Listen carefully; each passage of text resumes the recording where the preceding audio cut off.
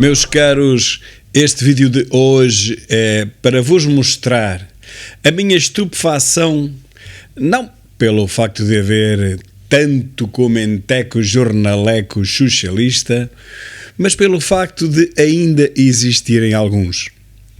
E temos que render homenagem àqueles que continuam firmes e hirtos nesta luta abismal a favor de Costa e contra Portugal. Nesta luta a favor do empobrecimento de um país que é o mais desgraçado da Europa, um dos dois países que caíram nas garras do socialismo após o 25 de Abril, já lá vão quase 50 anos. E desses dois países, aquele que é verdadeiramente pobre. Porque Espanha, por mais socialismo que sofra, é tão rica, é o celeiro da Europa, tem tanta indústria, muito dificilmente ficará pobre, por mais que esbanjem, por mais que derretam, por mais que estraguem aqueles socialistas espanhóis, a sua grande nação. Ela é realmente tão rica, ela produz tanta riqueza só na parte agrícola e de empresa, já não falo no resto, que será muito difícil que os socialistas espanhóis consigam reduzir Espanha à miséria a que os socialistas portugueses reduziram Portugal. Mas é sabido, e isso foi-nos ensinado, infelizmente, aprendemos à nossa custa, que um partido socialista sozinho não consegue com facilidade reduzir um país rico a escombros. O país que foi mais rico e mais próspero no século XVI não consegue reduzi-lo, dizia eu, à sua expressão mais simples, ao seu empobrecimento mais atroz, sem a ajuda de agentes externos. É claro que o principal agente empobrecedor de Portugal é a sua monstruosa corrupção, uma corrupção que está à frente de todos nós, mas que a nossa antiga Ministra da Justiça, recordem, a Van Dunen, negava que existisse. Ela ou estava em negação ou era paga para isso. Porque hoje até o próprio diretor da Polícia Judiciária diz publicamente que Portugal é um país esmagado pela corrupção sistémica.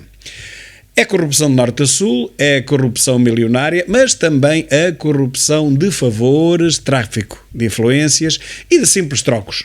De um alcatroamento no acesso a uma casa, de dar um golpe numa fila para conseguir um documento, ou uma aprovação de uma candidatura para receber milhões da Europa. Portugal é, neste momento, no princípio de 2023, eu não tenho a mínima dúvida disto, o país mais corrupto de toda a Europa, mas a dar uma volta de avanço ao país que ficar em segundo. Pois apesar deste panorama, por todos reconhecido, até mesmo pela classe política que o nega, mas nega-o hipocritamente, bem sabendo que ele é verdadeiro, apesar deste panorama de corrupção generalizada, ainda há, meus caros, pasmem, mas ainda há quem defenda este regime corrupto. Ainda há quem defenda este governo que dá mostras públicas e claras e transparentes de ser o pior, o mais maléfico governo, o governo que trata da sua própria vidinha, dos seus membros, e que não quer saber de Portugal rigorosamente para nada. Ainda há, meus caros, quem defenda esta lixeira intelectual, para não dizer criminosa, para não dizer, mas digo na mesma, que é este governo e toda a entourage, ou a escumalha, como diria Sarkozy, que gravita à sua volta e que vive justamente deste socialismo / amiguismo / nepotismo / compadrio / corrupção. E segundo os principais agentes, é ela própria a corrupção que permite a distribuição de milhares de milhões pelos amigos, pelos afilhados, pelos delfins. Não podemos ignorar também o segundo maior agente que mantém este putrefacto estado de coisas. o jornalequismo, o jornalixo, a verdadeira lixeira, não o aterro sanitário, porque aí é aí que eles deviam estar, porque no aterro sanitário a sua ação não seria vista nem sentida, mas infelizmente eles estão na lixeira a céu aberto, que se chama o jornalixo socialista Tuga. Esta lixeira desinformativa, manipuladora das consciências dos portugueses, consciências essas que os próprios jornalixos se dedicam a adormecer, a desviar as atenções do povo e que eu vejo finalmente a acordar, a pouco e pouco, é certo? Mas dizia eu que essa lixeira a céu aberto, que é o jornalixo nacional, ela tem alguns dos seus representantes que merecem uma atenção, que merecem uma referência especial. Eu tenho-a feito de vez em quando e aqui vou apenas nomear alguns que eu considero realmente o pior de entre o pior que alguém poderia imaginar e que envergonham os seus professores de cada vez que abrem a boca. Coitados daqueles professores da extrema esquerda, daquelas escolas de jornalismo e de comunicação social. Coitados deles, tenho tanta pena por terem formado gente tão pouco qualificada, para não dizer desqualificada mesmo.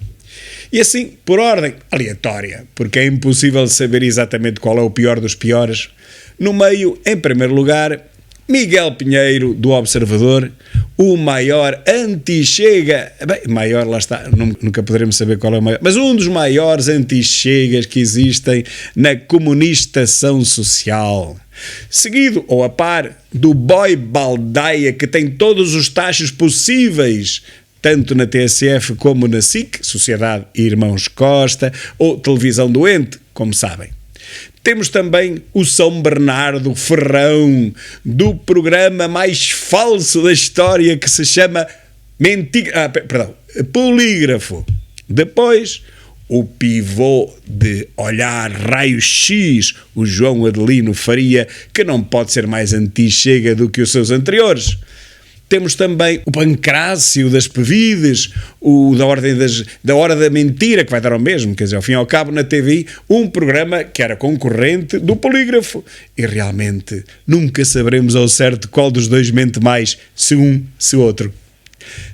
Tínhamos também o Boia Dóia Silva, mas esse deu em ministro depois de Costa lhe encher os bolsos com a preparação do 25 de Abril para daqui a 50 anos.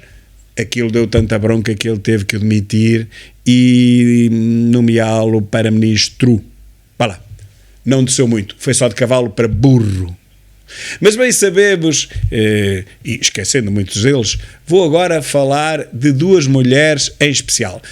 Podia haver uma terceira, mas essa perdoem-me os meus espectadores, mas não vou referenciar o seu nome, porque aquilo é uma coisa tão asquerosa, tão baixa, tão vil, que apenas vos digo onde trabalha. Trabalha numa coisa chamada Público e é realmente de uma estupidez bárbara. Tudo o que ela escreve é contra André Ventura, é inacreditável como é que ainda a carteira de jornalista não lhe foi retirada e como é que continuam a dar-lhe emprego naquele pardieiro Público. A essa não referirei nunca o nome, mas vou falar-vos da diretora da revista Cegueira. Bem, quer dizer, ela realmente, o nome da revista é Visão, mas como é tão cega e anti-direita, a favor do comunismo e do socialismo, eu chamo de Cegueira, que é a revista oposta à revista Visão. Portanto, estou a falar-vos da revista Cegueira e da sua diretora Mafalda Anjos, que é do mais subserviente possível à Costa e à extrema-esquerda e a mais encarniçada guerreira contra o progresso e contra o desenvolvimento do país, na medida também em que ataca toda a direita e, sobretudo, André Ventura, de uma forma cega, eu diria mesmo social-fascista.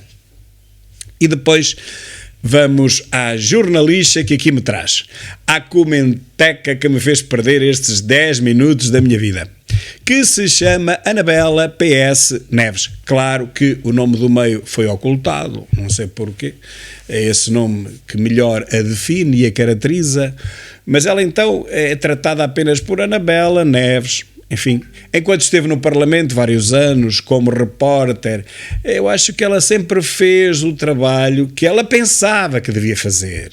O trabalho de defender o Partido Socialista e, de vez em quando, também o Partido Comunista e o Bloco de Esquerda. Tudo quanto é esquerda. E atacar sempre os partidos mais à direita. Antigamente era o PSD e o CDS, hoje, como sabemos, o CDS desapareceu. O PSD para lá caminha com este Montenegro e, portanto, ela ficou sem ter partidos para atacar.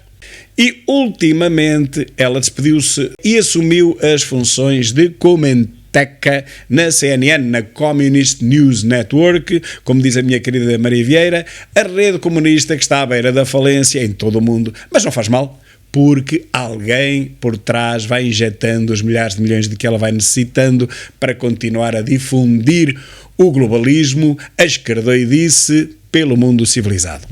Ora, mas o seu papel não mudou. Não mudou. Mudou de empregador, mas não mudou de tarefas. Continua a defender acérrimamente tudo quanto seja Costa, PS, atacando as críticas vindas especialmente da direita. E mesmo durante as piores crises do governo costeiro, do Costa Desconcórdia, ela aparece sempre a tentar pôr água na fervura, a tentar desculpabilizar Costa e os seus, quando todos os jornalistas, mas todos, sem exceção destes, criticam a pouca vergonha que é o compadrio, enfim, o nepotismo do governo. Mas todos? Não. Existem realmente duas pequenas comentecas da CNN que vão defendendo sempre Costa, por pior que ele faça, como antes defendiam até Cabrita. Devem ter sido as que mais choraram com a saída de Cabrita do governo anterior. Justamente Mafalda Anjos, da revista Cegueira, e Anabela PS Neves, do PS. Na última sexta-feira deu-se um episódio caricato, uma troca de galhardetes entre Sebastião Bugalho, um jovem comentador conotado com a direita, que não deve ter lugar por muito mais tempo naquela rede comunista CNN, e a própria Anabela Neves, mas uma troca de galhardetes que, por incrível que pareça, não está nas redes sociais. E eu sei porquê. Porque a CNN, que é a TVI, ao fim e ao cabo da rede TVI, corta completamente todos os conteúdos que apareçam na net, especialmente no YouTube, alegando que é violação de propriedade intelectual da própria empresa. É por isso que não se vê esta troca de palavras nas redes sociais. Eu vou pôr lá aqui numa janela pequena, na esperança que a TVI não me acorde. Se cortar, olha, paciência, mas vocês vão com certeza poder encontrá-la noutros locais que não no YouTube. Ela aconteceu simplesmente porque a senhora Anabela PS Neves não se conteve quando Sebastião Bugalho explicou que Medina, afinal, reconheceu que contratou aquela senhora Alexandra Reis porque tinha muito boas referências e indicações de outro ministério, justamente o ministério de Pedro Nuno Maserati. E o que se passou foi isto.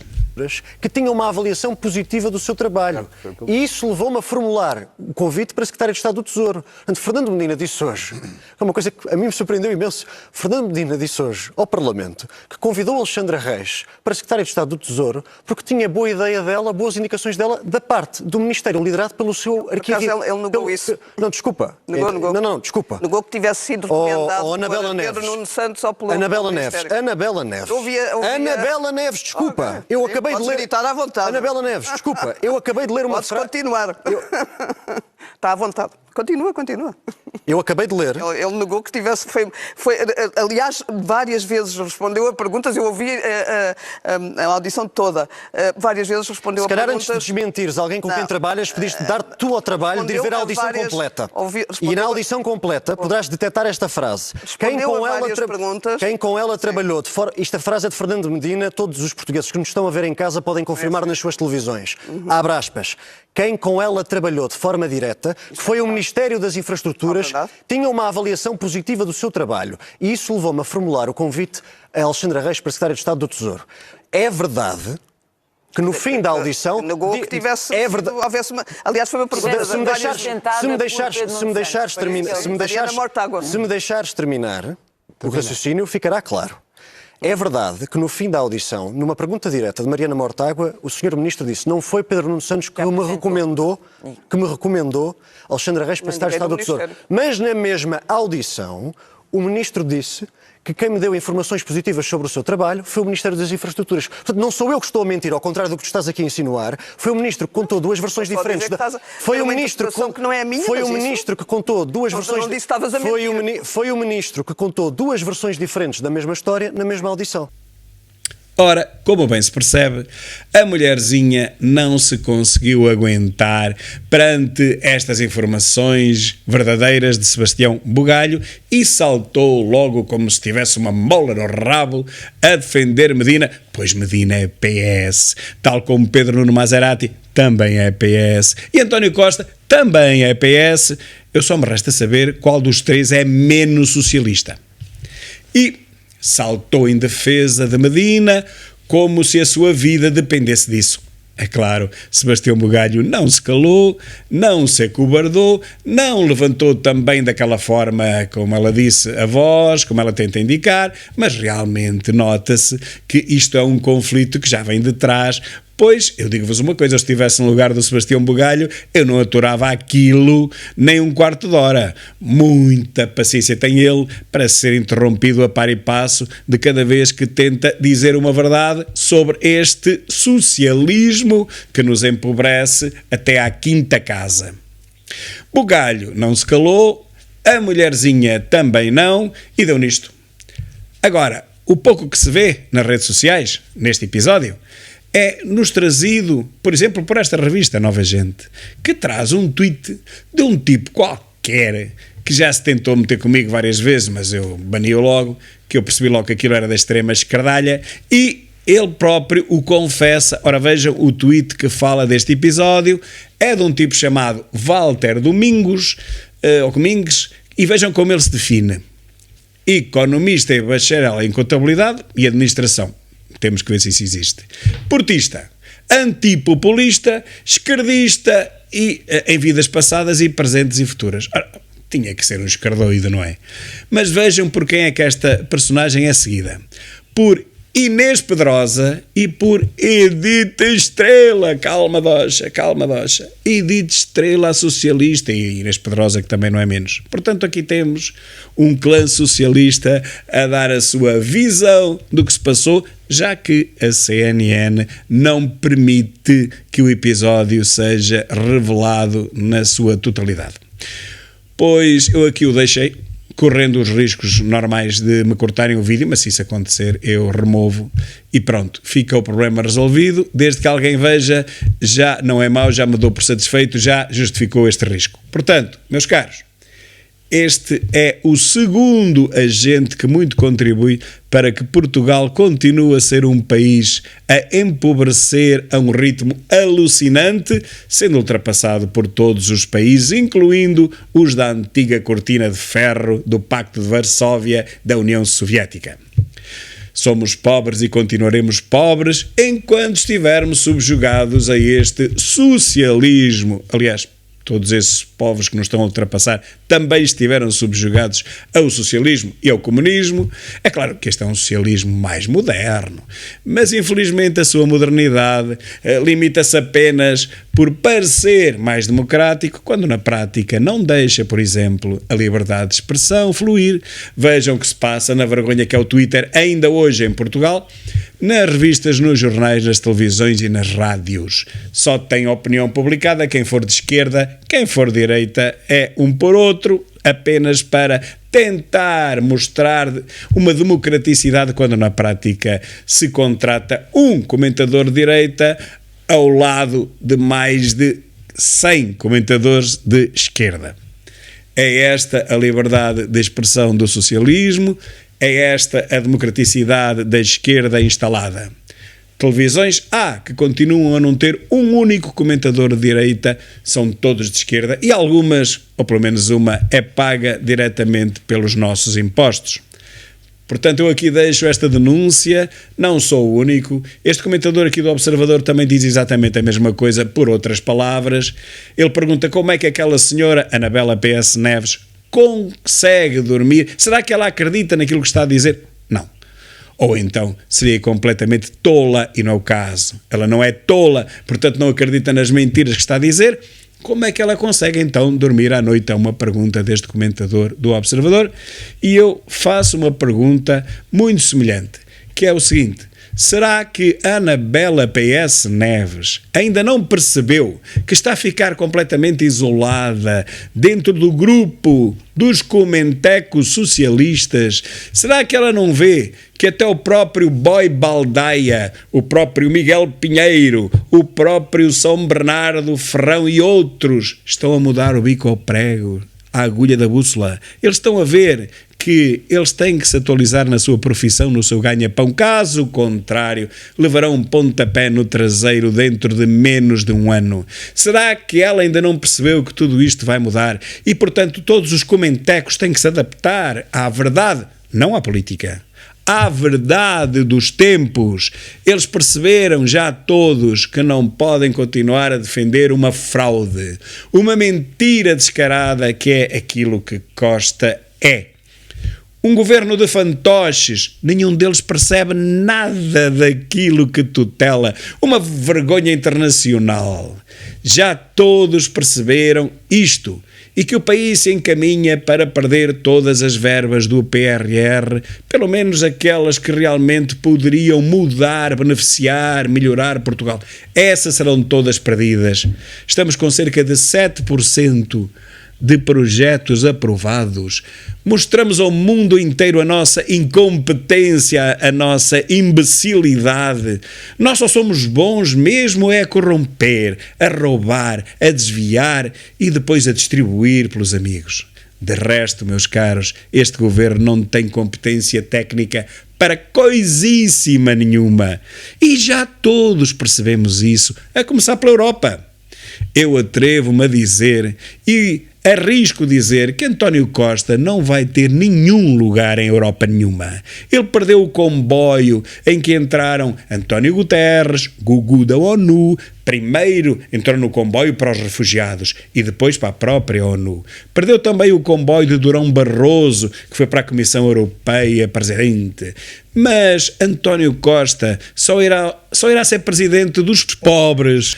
Tem que criar aí, o Gugu também começou pelos refugiados, portanto vão ter que inaugurar, criar aí um comissariado para os pobres da Europa. E aí acredito que António Costa tenha lugar, porque ele é especialista em fazê-los presidente vitalício.